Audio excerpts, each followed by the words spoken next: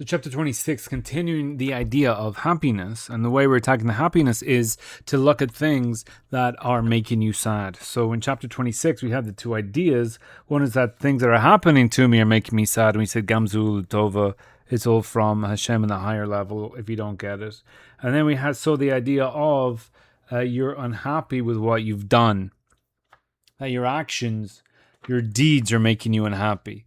Now, being unhappy about your deeds is only going to be an avoida when you're a changed person. Because before you're a changed person, you just look at what you did, and now you're feeling a certain way, and therefore you feel bad about that action. But you're just going to come back because you haven't changed as a person. So therefore, next time you're feeling down, you're just going to do that act which you were so sorry about 5 minutes ago again.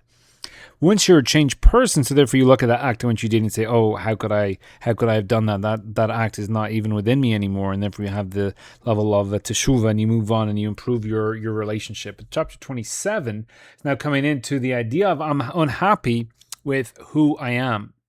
So so again, the unhappiness, that if it's not coming from the level of sins, which we dealt with at the end of the chapter 26, but from the herim ra v'taivas ros, that come into your machshava. So people are thinking about things that they feel like they shouldn't be thinking about.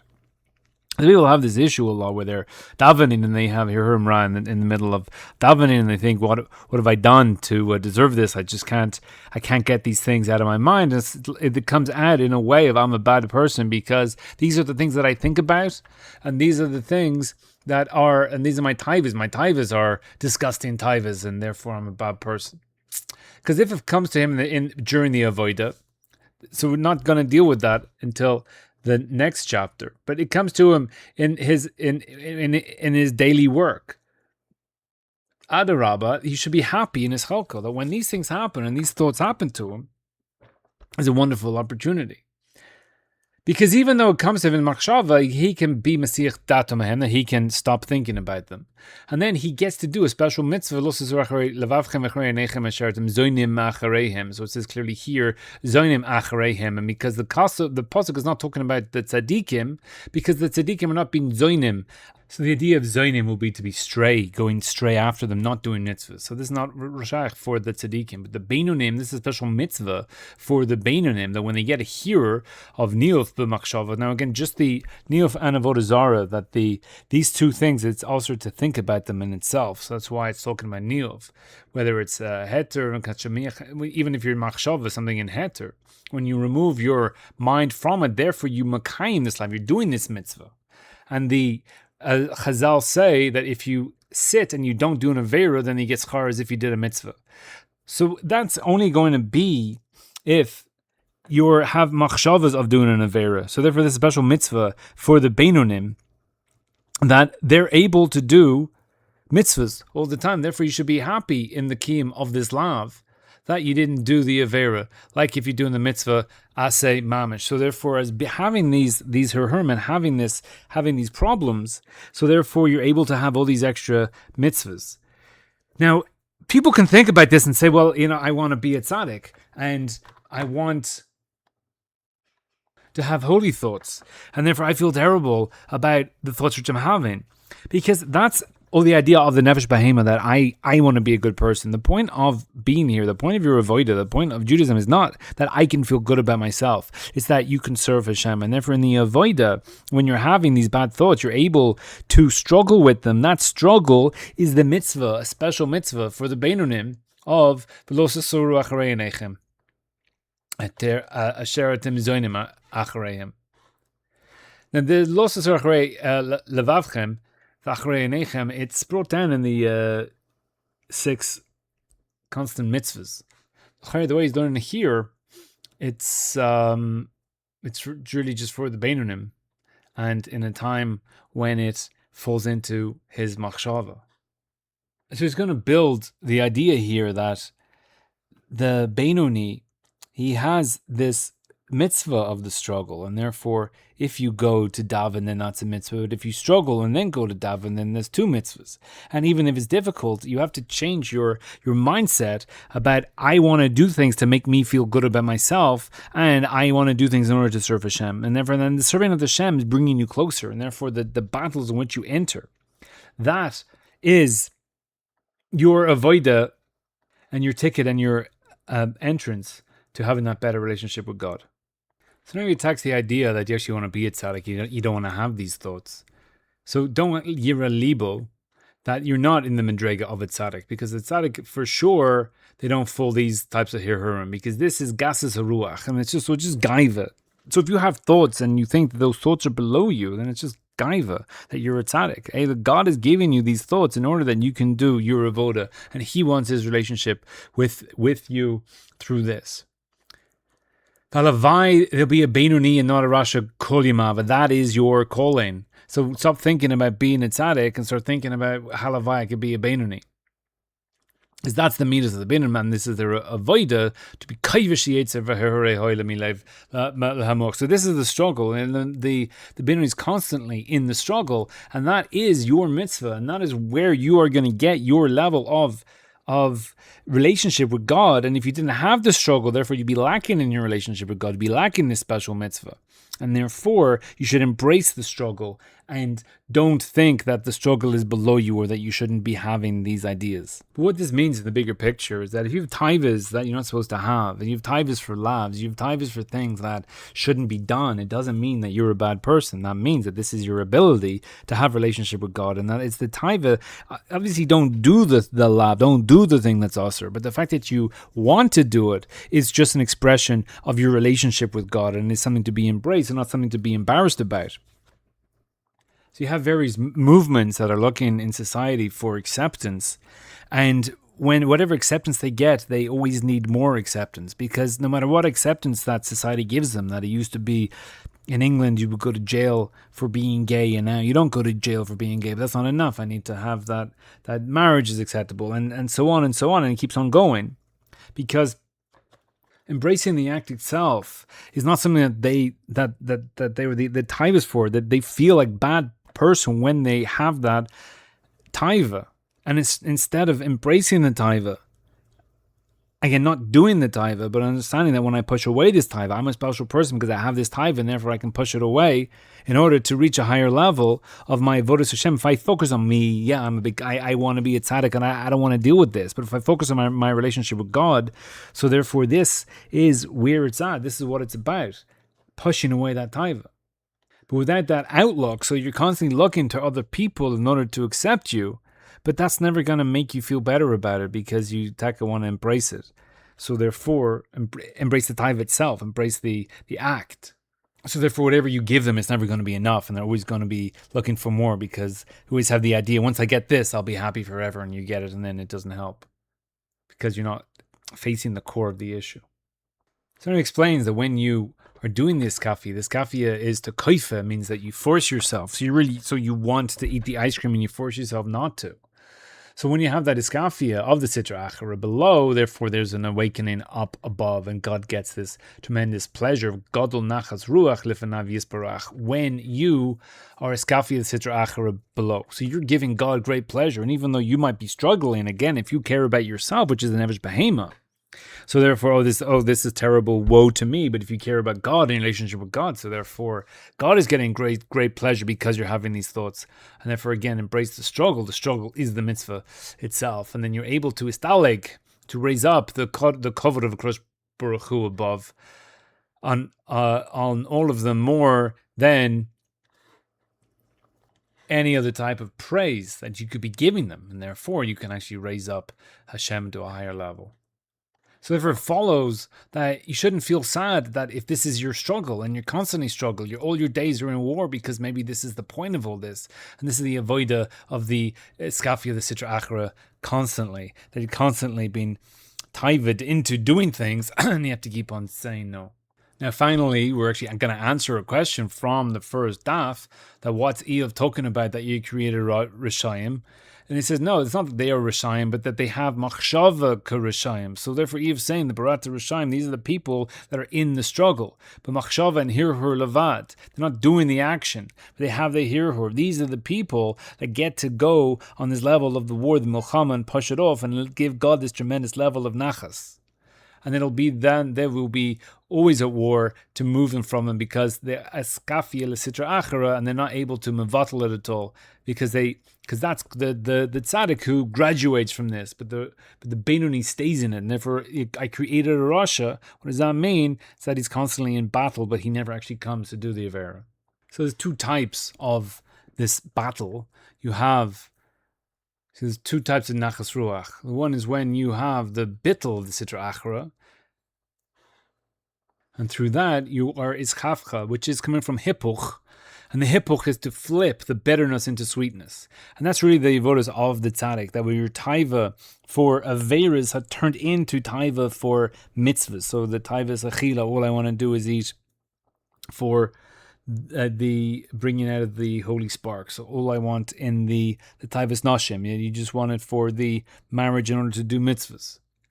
So that's for the tzaddikim. But the second type, that's the Itkapia. So you have ischafcha and iskafia. Iskafia is force, where you want to do it, but you end up not doing it because you force yourself not to do it. And ischafcha is where you flip it, and that your taivas, you have no taivas for ra anymore, and that you take the bad and you make it good.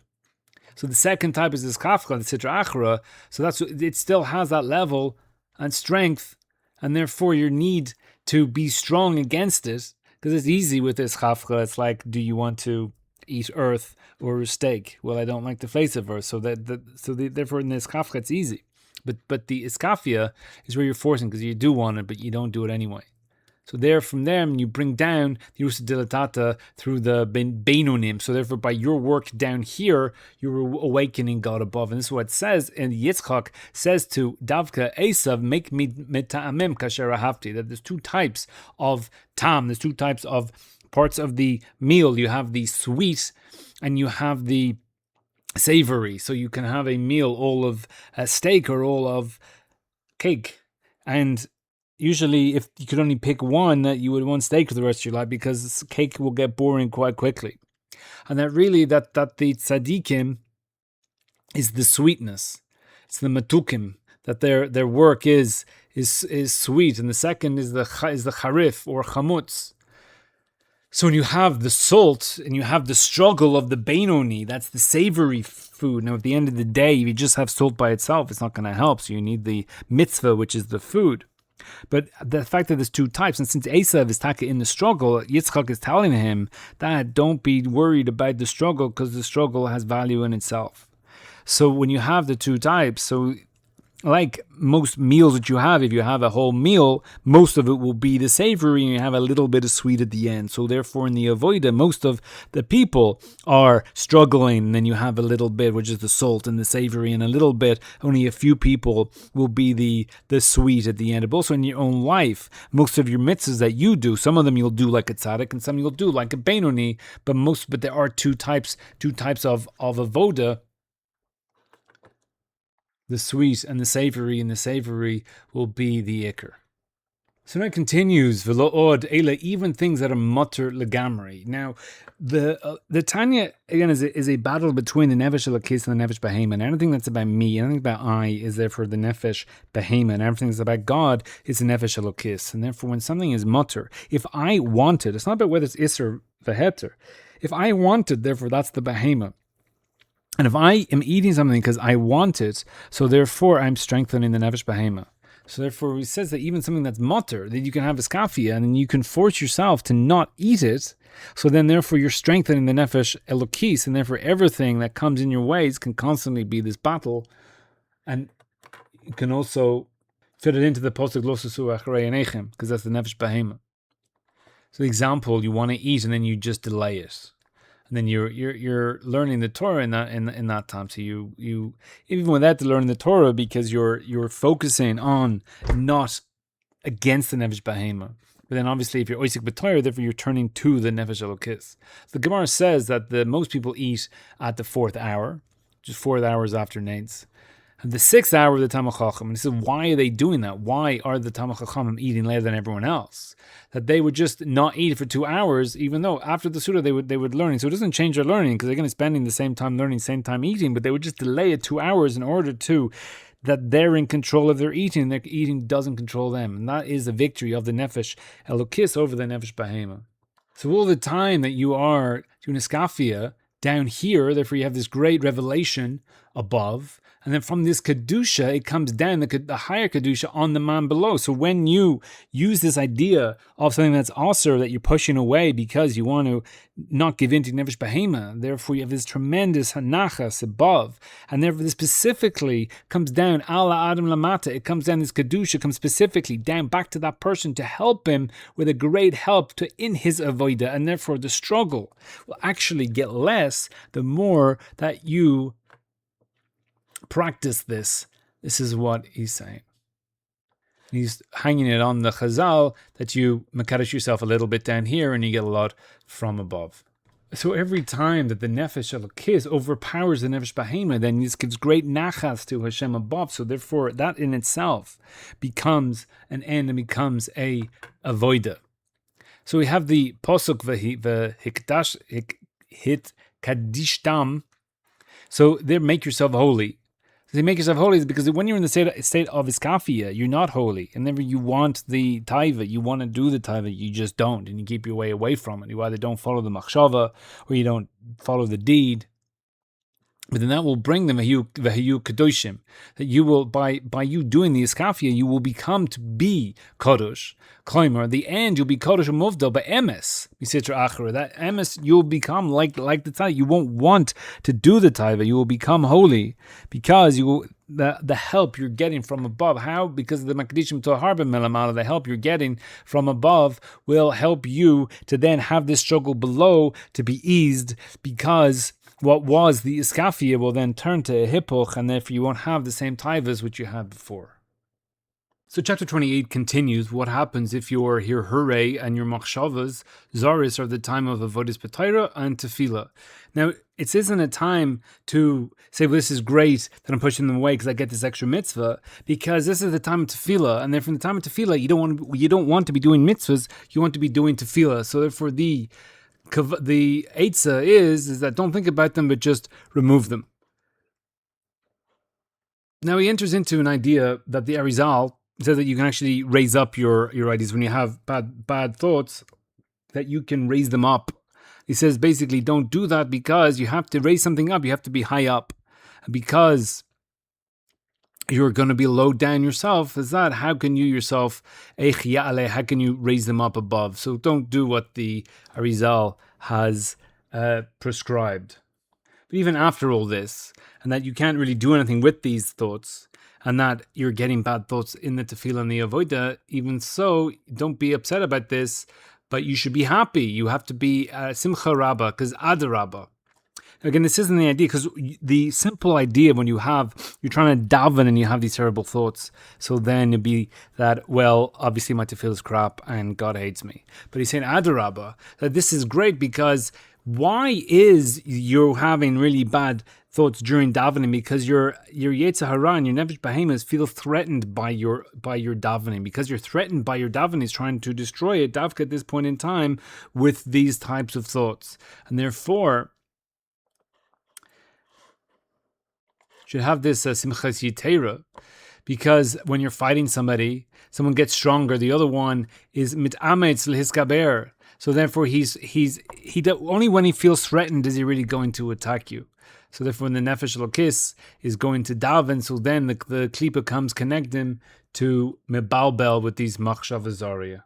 So now it moves on to the point that you don't think that there is a dichotomy between you, and that there's this idea that just because if I have bad tefillah, so therefore my tefillah is crap. It doesn't mean that ain't tefillah klom. That's not true, because if you were one person, so therefore you're just doing bad stuff. But be'emes lamito, you're two nefashos, which we've described in detail up to this point, the nefesh behema and nefesh elokis. So everyone wants to rule the city, as explained in depth. And all the Hurray Torah, Yerushalayim, that's the Nefesh Elokis. And Kol Mili Da'alma, and all these bad thoughts you're getting, that's the Nefesh Elokis. That's the Nefesh Behemoth. It's just that the Nefesh Elokis is Muvulefsh's boy. So if you're davening somewhere and then some guy, some goy comes up and starts screaming at you.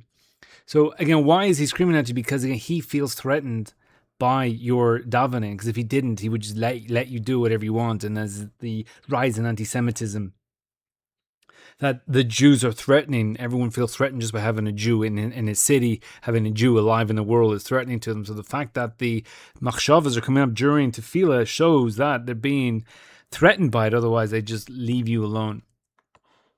So what do you do if a guy is shouting in your face? Just leave him alone. Don't speak to him. Don't involve yourself. Don't come down into his foolishness and start arguing with him. Just ignore him.